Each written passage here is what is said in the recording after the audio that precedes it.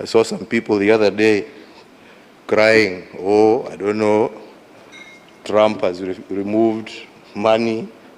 He said he's not giving us any more money. Watu wanalia. Why are you crying? It's not your government, it's not your country.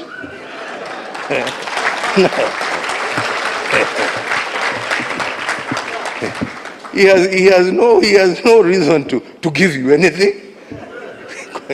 I mean, you don't pay taxes in America. He is appealing to his people. Shauri yenu bana. This is a wake-up call for you to say, okay, what are we going to do to help ourselves?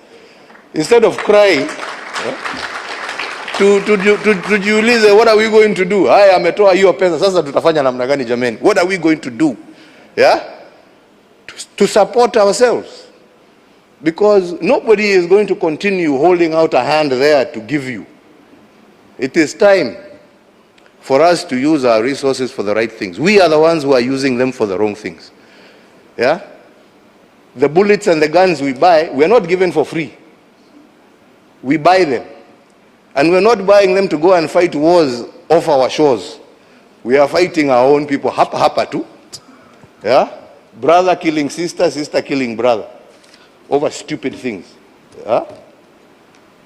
Let us work together to bring an end to all of that and to focus ourselves on those issues that really matter for our people.